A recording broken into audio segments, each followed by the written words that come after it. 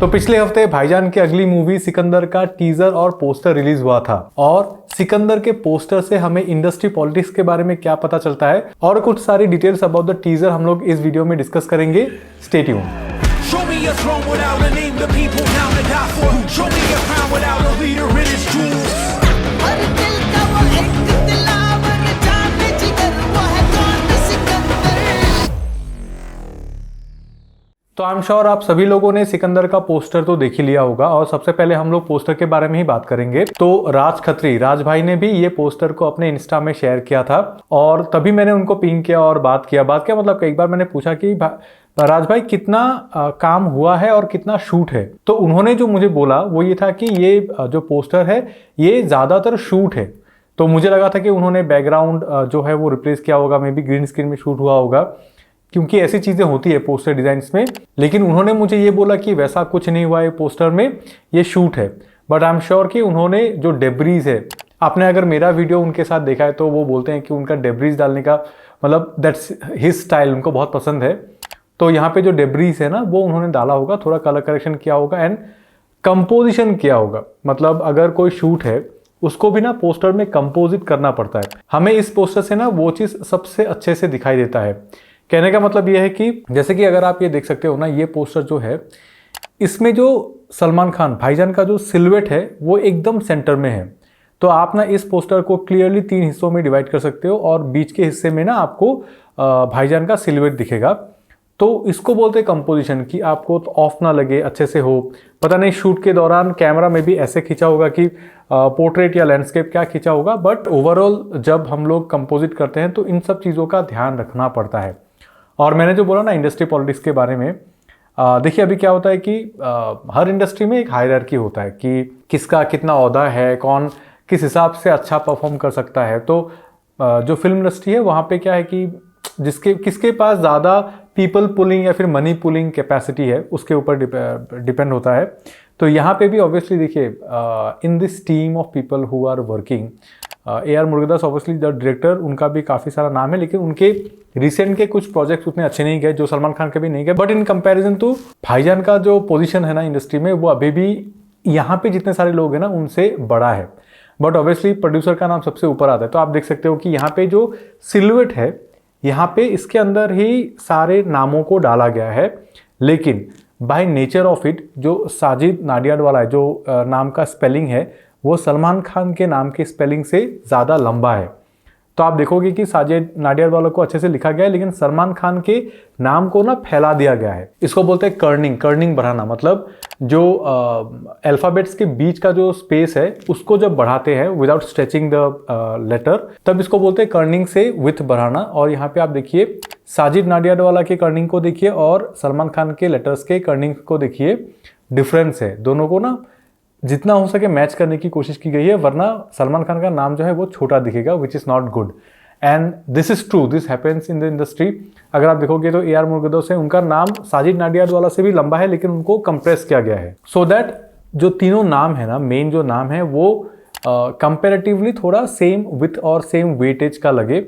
और रिसेंटली मैं काफ़ी सारे अवार्ड फंक्शंस के लिए मैं काम कर रहा हूँ, अवार्ड शोज के लिए मैं काम कर रहा हूँ, and I can totally understand and I can totally swear कि ये सारी चीज़ें होती है। बट यहाँ पे ये सारी चीज़ें बहुत अच्छे से इस पोस्टर में किया गया है। These posters go through a lot of to and fro, lot of approvals, so nothing is by mistake और नथिंग इज बाई एक्सीडेंट। ये सब कुछ सोच समझ के किया जाता है। I hope this is something you never noticed और नेवर न्यू, बट मैंने आपको बताया इस वीडियो से। तो moving on to the teaser ना, देखिए अगर आपने इस टीजर के रिव्यूज को देखे होंगे, जो कि अभी तक बहुत सारे रिव्यूअर्स बना चुके हैं, क्योंकि 1 हफ्ता हो गया, मैं ही लेट हूँ, बट सभी ने ना ये कहा है कि टीजर लुक्स गुड, मतलब सिनेमाटोग्राफी इज गुड। तो कैसे, मतलब कैसे आप एक अच्छा सिनेमाटोग्राफी, मतलब 101 जो बोलते हैं ना कि गुड सिनेमाटोग्राफी 101, वो आप कैसे करोगे? By using teal and orange. तो बेसिक्स, मतलब सबसे basic of cinematography is teal and orange colouring. और यहाँ पे देखिए from the very first frame ना, there is teal and orange in this frame, in this cinematography, in this screenplay, that makes it more cinematic. तो basics never fail, ऐसा बोलते हैं ना। तो जब आपको कुछ समझ में नहीं आता है, फिर जब आपको रिस्क नहीं लेना है, तो आप बेसिक्स में जाइए, it will work. Of course this teaser का जो पहला हाफ है दैट इज बेसिकली सलमान भाई वॉकिंग एंड हमें कुछ सामुराई दिखा जाता है उनके चारों तरफ एंड वी डिस्कवर कि of course these are not samurais, these are goons to kill Bhaijaan. और वहाँ पे एक फाइट होने वाली होती है, लेकिन यहीं पे ना एक ट्रॉली का पुल शॉट है। ट्रॉली का पुल शॉट मतलब जितने सारे सामुराई है ना उनको दिखाया जाता है, ट्रॉली से ऐसे फोकस पुल होता है एंड देन स्टॉप्स, और एक जो सामुराई है वो घूम के देखता है एंड आंखें खोलता है, सो दैट वी नो कि this is not statue, these are people. तो ऐसे जो शॉट्स होते हैं ना जहाँ पे वो जो ट्रॉली है वो खींच के आ रहा है पीछे, ऐसे शॉट्स में ना टाइमिंग इज वेरी इंपॉर्टेंट। मतलब अगर आप कभी भी फिल्म मेकिंग सेट्स में या फिर किसी भी एडवर्टाइजिंग मतलब प्रोफेशनल सिनेमा कैमरा के साथ अगर आपने कभी काम किया है या फिर देखा है तो आपको पता होगा कि सिनेमा कैमराज में ना मैनुअल मतलब ऑटो फोकस नहीं होता है, वहाँ पे फोकस क्या होता है मैनुअली करना पड़ता है। And there is a professional called focus puller. उनका काम होता है फोकस को पुल करना, मतलब कि एकदम मेजरमेंट करके वो लोग रखते हैं कि एक्टर का मार्क कितना होगा, कैमरे का मार्क कितना है, कहाँ तक आके रुकना पड़ेगा, किस पॉइंट पे एक्टिंग करना पड़ेगा ताकि focus puller will pull the focus exactly on that point. So many things are there. तो ऐसे शॉट्स ना बहुत ट्रिकी होते हैं। तो यहाँ पे भी ऑब्वियसली ये टीजर है तो उन्होंने शायद बहुत सारा रीटेक नहीं लिया होगा। तो यहाँ पे ना जब ट्रॉली रुकती है तो वहाँ पे टाइमिंग का मुझे लगता है कि थोड़ा सा कुछ हो गया होगा कि जो एक्टर है उन्होंने शायद मुड़ने में थोड़ा टाइम लगा दिया, कुछ भी हुआ होगा। उन्होंने ना यहाँ पे स्पीड रैम्प किया है, मतलब जो इनविजिबल है, क्योंकि कैमरा इतना अच्छे से प्लेस है कि सडनली ना यहाँ पे एक स्पीड रैम्प है जो आपको शायद नोटिस नहीं होगा, लेकिन यहाँ पे पीछे जो धुआं है ना वहाँ पे देखोगे ना तो वहाँ पे पता चलता है कि there is a speed ramp. क्या ये मैटर करता है? बिल्कुल नहीं, बट मैंने नोटिस किया तो मैंने बता दिया। और ऐसे स्पीड रैम्प्स ना इस ट्रेलर में बहुत सारी जगह पे है। इसी के वजह से ना जो एक्शन जब शुरू होता है ना तो कट्स का पता नहीं चलता है, बिकॉज बहुत वियर्ड से स्पीड रैम्प्स किए गए हैं इस टीजर में, आई डोंट नो व्हाई। फिर ये जो सामुराइज के जो स्टेपिंग फॉरवर्ड वाला शॉट है, ये जो लाइट है ना ये फेक है, इसको बाद में कंपोजिट किया गया है to match with the next cut, क्योंकि शायद शूटिंग के टाइम पे उनके पास वो लाइट नहीं था, बाद में इसको डाला गया है। इसके बाद जो मैं अपने टीजर ट्रेलर और ब्रेकडाउन के ऑलमोस्ट हर वीडियो में बोलता हूँ कि जितने टीजर्स होते हैं, जितने ट्रेलर्स होते हैं, 99% उनमें ना 3 एक्ट स्ट्रक्चर का यूज होता है कि first act, second act and third act. तो सेकंड एक्ट में लो पॉइंट आता है, डिप आता है। तो यहाँ पे भी आप देखिए कि जो टीजर है ना उसका एग्जैक्टली मिड पॉइंट में म्यूजिक गोज लो एंड भाईजान का डायलॉग शुरू होता है। सुना है कि बहुत सारे लोग मेरे पीछे पड़े हैं, बस मतलब वही क्राउड मोमेंट के एस्टेब्लिश हो गया। अभी सेकंड एक्ट है, यहाँ पे स्टेक्स उठेंगी, फिर थर्ड एक्ट रेजोल्यूशन होगा। तो हियर आर द स्टेक्स, जहाँ पे भाईजान बोलते हैं कि बस मुड़ने की देरी है। एंड जो एनिमल मूवी में वो मास्क का यूज़ किया गया था ना, तो जो डायरेक्टर थे उन्होंने बोला था कि उनको जो गूंस, इतने सारे गूंस मरेंगे कि उनका ह्यूमैनिटी उनको निकाल देना था, so that people won't be able to relate to them. क्योंकि जब भी आप इंसान का चेहरा या आंखें देखते हो ना तो आप उनसे रिलेट करते हो कहीं ना कहीं पे। तो इतना मास मर्डर होगा तो उन्होंने चेहरा ही हटा दिया। These people are there to get killed. तो यहाँ पे भी वही है कि ये स्टाइल को आजकल वो किया जा रहा है कि मास्क पहन के गूंस आएंगे and the hero will just kill them. And obviously action शुरू होता है। भाईजान बिंग भाईजान, ऐसे एक्शन कोरियोग्राफी वैसे ही है। He is बेयरली moving, he looks like one AI generated character, but उनका जो लचीलापन है ना वो दिखता नहीं है। आई थिंक एज भी हो सकता है एक फैक्टर, बट कहीं ना कहीं पे स्वैग तो 100%। वो शॉटगन से शॉटगन के गोली को रोक देते हैं, मतलब ऐसा वाला चीज़ दिखाया जाता है। बट ऑब्वियसली जो लास्ट गून है, he will have to go with a bang, तभी तो वो पे ऑफ होगा ना।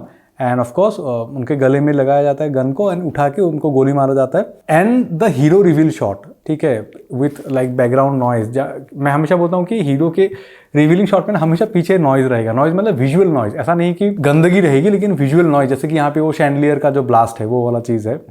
This is what the hero shot is. और इस हीरो शॉट से पहले भी ना अगर आप इस पूरे शॉट को 0.25 स्पीड में देखोगे तो आपको पता चलेगा कि यहाँ पे एक फुल कोरियोग्राफी था, but just for the reveal shot, just for the hero shot, इस पूरे कोरियोग्राफी को सेक्रीफाइस कर दिया गया, जस्ट लाइक स्पीड रैम्प करके भाईजान का चेहरा। बट यहीं पे ही ना एडिटिंग में मैं आपको बोलूंगा कि जो मुझे अच्छा नहीं लगा बेसिकली 2 चीज है कि इस शॉट के बाद ही ना भाईजान का एक क्लोजअप आता है चेहरे का, and these 2 shots are not at all related. मतलब Bhaijaan is in full action and then Bhaijaan is posing for the camera. तो ये ना मुझे अच्छा नहीं लगा। मे बी अगर मुझे कट करना होता कि भाईजान का एक चाहिए क्लोजअप, तो एज एन एडिटर मैं प्रीफर करता कि इसी एक्शन का जो ये फेस है, इसी का ही एक क्लोजअप उन्होंने लिया होता अच्छे से और उसको दिखाया गया होता।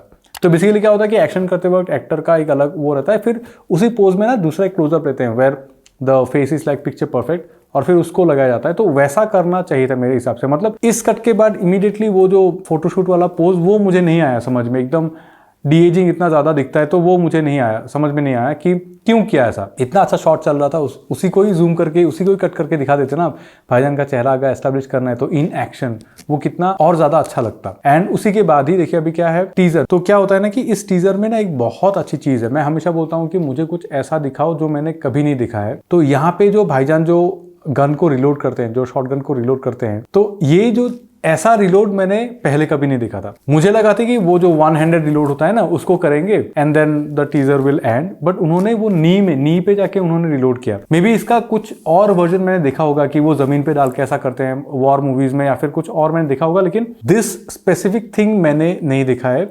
शायद आपने देखा होगा, मैंने नहीं देखा। मैं हमेशा मेरे पॉइंट ऑफ व्यू से बोल रहा हूँ, जो मुझे काफी सही लगा कि अरे वाह कितना अच्छा है। बट इस चीज को ना एम्फेसिस करना चाहिए था, मतलब इस चीज को और बढ़ा चढ़ा के दिखाना चाहिए था। आप इमेजिन कीजिए कि यही टीजर का जो एडिटिंग है कि हीरो शॉट चला गया, उसके बाद म्यूजिक बंद होता है and we see only the reload, like Bhaijaan का हाथ एंड वो जो बंद, मतलब हाथ का क्लोजअप, फिर गन जाके नी पे लगता है, नी का closeup and then the full reload, खचक खचक खचक खचक, फिर म्यूजिक चालू होता है ढे करके। वैसा करना चाहिए था, मतलब this reload should have been something in the teaser. अभी कैसा लगता है पता है, ये बस एक वाइड शॉट से ले लिया तो इट जस्ट समथिंग, मतलब भाईजान के action director came up with in set और उन्होंने किया, देख के बस ऐसा लगता है। But this is actually very bad ass ना, और इसको एक आईपी बनाया जा सकता था। This could have been the Sikandar reload. क्योंकि देखिए अभी क्या है ना, जैसे शॉटगन रिलोड्स में जो हिस्ट्री ऑफ फिल्म मेकिंग में बहुत आइकॉनिक रह गया है, वो है टर्मिनेटर का आर्नोल्ड का जो रिलोड होता है, जो अपना शॉटगन को रिलोड करते हैं। That is like so unique and so iconic. और उसी को देखिए रिकॉल वैल्यू होता है ना, उसी के लिए जो पोस्टर होता था टर्मिनेटर 2 का, उसमें Arnold is holding that shotgun, क्योंकि वो पता था कि this is an iconic moment, इसको हमें हाईलाइट करके और ज्यादा पुश करना है। बट यहाँ पे भी ना ये एक बहुत अच्छा चीज हो सकता था, बट मिस्ड अपॉर्चुनिटी, क्योंकि जो पोस्टर है, पोस्टर में भी ना भाईजान is holding one random sphere. तो ऐसा होना चाहिए था, मे बी इसी स्फीयर से जितने सारे गून्स हैं उनको वो टीजर में मार रहे हैं, ठीक है, विदाउट यूजिंग एनी गन्स, या फिर जो गन उन्होंने यूज किया उसी को ही उधर पकड़ा देते ना पोस्टर में, तो कुछ तो कनेक्शन बनता पोस्टर और टीजर का। बट कोई कनेक्शन नहीं, और एक गोल्डन अपॉर्चुनिटी उन्होंने यहाँ पे मिस कर दिया कहीं ना कहीं, मुझे ऐसा लगता है। This is just one shot pony बनकर रह गया कि वो इतना अच्छा सा रिलोड किया। This is just what I found. But एक चीज जो मुझे बहुत अच्छी लगी इस टीजर के बारे में, कि जो नेम रिवील है, मतलब सिकंदर नाम को जैसे लिखा गया है कि सिकंदर जो नाम है वो इक्वली डिवाइडेड है, एक बैलेंस्ड नाम है जिसका पूरा फायदा उठाया गया है। जैसे के को बढ़ाया गया, डी को बढ़ाया गया, ऊपर एस और आर को बढ़ाया गया, तो इट लुक्स वेरी गुड। और उसका जो एनिमेशन है ना वो भी बहुत अच्छे से सोच के निकाला गया है। This works really really good. अभी आपको सिकंदर नाम देख के ना ऐसा लग रहा होगा कि अरे सिकंदर का तो इतना प्रोपोर्शनेट नाम है इसीलिए कर दिया, लेकिन अगर आप ये आर्टिस्ट हो, क्योंकि इसको बोलते हैं मास्ट हेड मूवीज में, पोस्टर्स में टाइटल को जो जैसे डिजाइन करते हैं ना उसको बोलते हैं मास्ट हेड डिजाइन। अगर आप वैसे डिजाइनर हो तो ठीक है, सिकंदर मूवी आपको एक नाम के साथ मिल गया, लेकिन आपको ऐसी भी मूवीज मिलेंगी जैसे कि जिंदगी ना मिलेगी दोबारा, मूवी का नाम कुछ भी हो सकता है, आप उस चीज को कैसे यूनिक बनाते हो। तो मुझे लगता है कि इस मूवी के फील के साथ, भाईजान के पर्सनैलिटी के साथ, ये जो नाम है एंड जो नाम का एनिमेशन है, it goes hand in hand, बहुत सही से किया गया है। तो आप बताइए आप क्या सोचते हो इस टीजर के बारे में, आप क्या सोचते हो मेरी इस वीडियो के बारे में। And of course this is my first video of 2025। I hope you guys are doing well and very very very happy new year. I wish all the best कि आपको जो चाहिए सब कुछ मिले इस साल में। आई होप कि मैं भी ज़्यादा वीडियोस बना पाऊँ आप लोग के लिए इस साल में। And with that note, this was Shamim, you watching किबा किबी। See you in the next video जब भी मैं अपलोड करूँ।